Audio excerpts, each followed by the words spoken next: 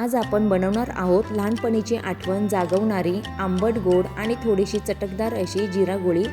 जेवणानंतर खायला मस्त लागणारी आणि पोटासाठी फायदेशीर अशी ही गोळी घरच्या घरी सोप्या पद्धतीने कशी बनवायची ते आज आपण पाहूया।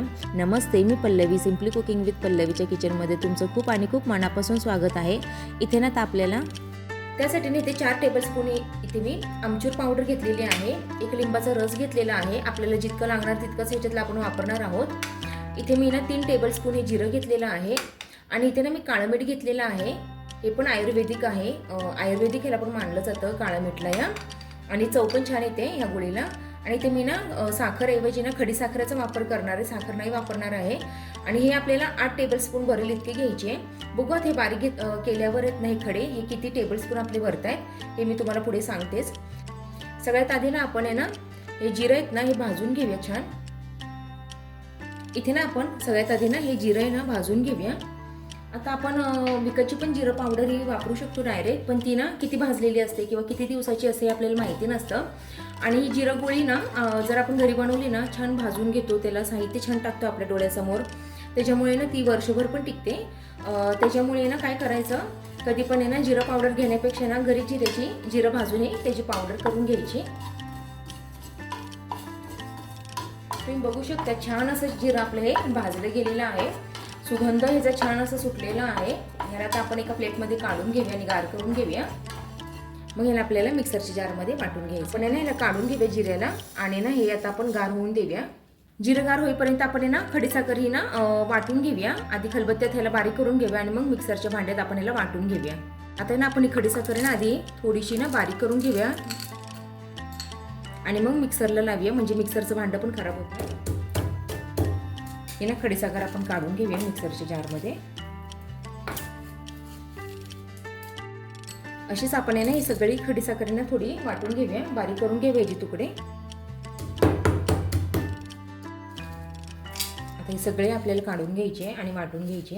हे जी बारीक आहे ना आपल्याला पावडर बनवून घ्यायची। छान आहे ना अशी आपली खडीसाखरची ना पावडर बनवून झालेली आहे। आपण ना ह्याला एका वाटीमध्ये किंवा छोट्या बॉलमध्ये आपण ह्याला काढून घेऊया। खडीसाखर आपली छान अशी वाटून झालेली आहे, आपण साईडला ठेवून देऊया। आता इथे आपलं जिरं पण हे गार झालेलं आहे, ह्याला पण आपण ना मिक्सर जारमध्ये वाटून घेऊया, ह्याची बारीक अशी पावडर करून घेऊया। त्याच भांड्यात ना आपण हे जिरं पण वाटून घ्यायचंय। छान अशी डार्क कलरची छान अशी आपलं जिरं पावडर इथे तयार झालेलं आहे। मार्केटपेक्षा ना 10 पटीने छान अशी तयार होते। आपले इथे सगळे प्रिपरेशन ही करून झालेली आहे, जिरं वाटून झालेले आहेत, खडीसाखर बारीक करून झालेली आहे। आता ना आपण आपल्याला ह्याचा गोळा कसा बनवायचा आहे जिरा गोळीचा ते आता आपण बघून घेऊया। जिरा पावडर ही काढून घेतलेली आहे। आता ह्याचा आपण एक डो बनवून घ्यायचा आहे। चला तर मग डो बनवायला घेऊया। आता इथे आपल्याला हे जिरा पावडर आहे ना घालून घ्यायची सगळी। यामध्ये ना इथे आता मी 4 टेबलस्पून आहे ना आमचूर पावडर घातलेली आहे, म्हणजे गोळी ना छान अशी खट्टा मिठ्ठा आंबट अशी लागते, चवीला तर खूपच छान लागते, तशीच ही आयुर्वेदिक पण आहे। आता इथे मी ना काळं मीठ घेतलेलं आहे आणि यामध्ये आता मी तुम्हाला सांगितल्याप्रमाणे इथे 4 टेबलस्पून इथे आपली आमचूर पावडर होती, त्यासाठी इथे मी 8 टेबलस्पून ही खडीसाखरेचा वापर करणार आहे। 1 टेबलस्पून, हे 2 टेबलस्पून, 3, 4, 5, 6, 7 आणि 8। इथे 8 टेबलस्पून इथे आपण खडीसाखर घालून घेतलेली आहे। आता हे छान असं आपण ना मिक्स करून घेऊया। ह्याच्या काही गाठी वगैरे जिऱ्याच्या वगैरे राहिल्या असतील ना किंवा काळ्या मिठाच्या, ते आपण सगळं मोडून घेऊया। खूप झटपट होणारी आहे, वर्षभर टिकणारे आहेत, पण वर्षभर राहण्यात की ना ह्या शिल्लकच राहत नाहीत, लगेच संपतात। पण ना असं करून ठेवायचं, म्हणजे मुलं पण खातात आणि आपल्या पण आरोग्याला हे कधी पण उत्तमच आहे।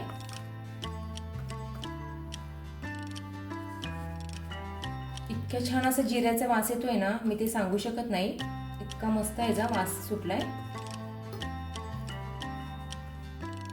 छान असं आपलं मिक्स करून झालंय। आता ना यात आहे ना आपण लागेल तसं लिंबाचा रस घालून घेऊया।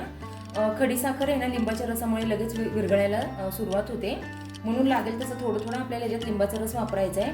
जर एकदाच लिंबाचा रस ओतला ना तर मग मिश्रण हे पातळ होऊ शकतं आणि त्याची गोळी बनवता येणार नाही. मग म्हणून लागेल तसं आपल्याला लिंबाचा रस टाकायचा आहे. आणि जरी पातळ झालं नाही मिश्रण तरी सगळं साहित्य थोडं थोडं परत तुम्ही ॲड करू शकता. असं काही टेन्शन घ्यायचं काही कारण नाही आहे. इथे तर आपण ना लागेल तसं लिंबाचा रस घालून घेऊया.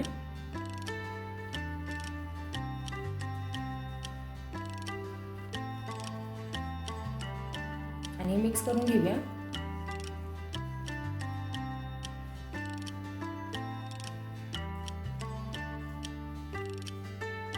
आपल्याला ना साखरेला हे पाणी सुटायला लागलंय आणि माझं लिंबू आहे ना हे छोटं होतं साईजला. जर तुमचं मोठं असेल ना तर तुम्हाला अर्धा पण लागू शकतं. इथे मला एक लागलेलं आहे छोटं लिंबू. छान असं याला पाणी सुटलेलं आहे. अजून टाकायची काहीच गरज नाही आहे. हेच आपण याला मिसळून घेणार आहोत. आणि जसं जसं चुरेल ना तसं तसं साखरेचं हे पाणी होत चाललेलं आहे.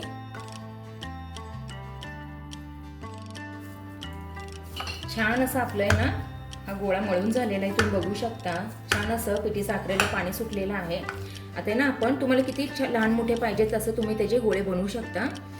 किती छोटे लहान तुम्हाला आवडतात त्यानुसार तुम्ही ते बनवू शकता. असे आपण हे बनवून घ्यायचे.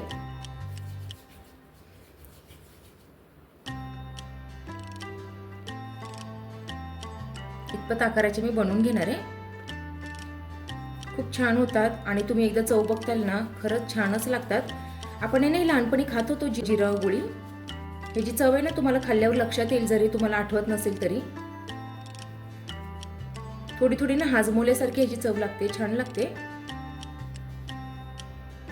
आणि एकदम पौष्टिक अशी आहे. जिऱ्याचे ना खूप फायदे आहेत. जिऱ्यामुळे पचनक्रिया सुधारते आणि अन्न नीट पचायला मदत होते. जेवणानंतर आहे ना ही जिरा गोळी खाल्ली ना पोटातील गॅस किंवा पोट फुगणे आणि अपचन हे कमी होण्यास मदत होते. या गोळीच्या आंबट गोड चवीमुळे ना भूक वाढण्यासही मदत होते. म्हणून आहे ना लहान मुलांना दिली ना तरी फायद्याची आहे गोळी.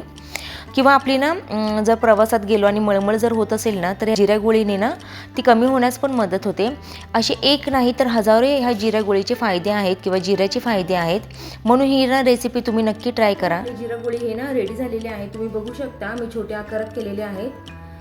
छान असे तयार झालेले आहेत. आता आपण आहे ना ह्याला खडीसाखरची मी ना काही पावडर ठेवली होती शिल्लक.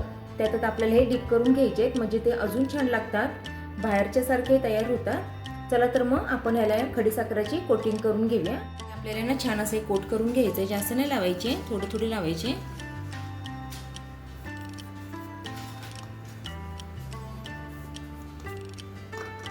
अशा प्रकारे ना आपल्याला सर्व हे लावून घ्यायचं आहे. खडीसाखरच्या ह्या पावडरने किंवा जर तुमच्याकडे खडीसाखर नसेल तर साखरेची पावडर केली ना पिठी साखर तरी पण चालणार आहे. आणि ह्याने काय होतं ना असं लावल्याने गोळी छान पण लागते चवीला आणि ते एकमेकांना चिकटत पण नाही आणि ह्याला ना पाणी पण सुटत नाही. म्हणून असं आपल्याला करून ठेवायचं आहे सर्व गोळ्या. छान असं आपलं हे जिरा गोळी ही रेडी झालेली आहे. आता याला आपण छान आहे ना जारमध्ये भरून घेऊया.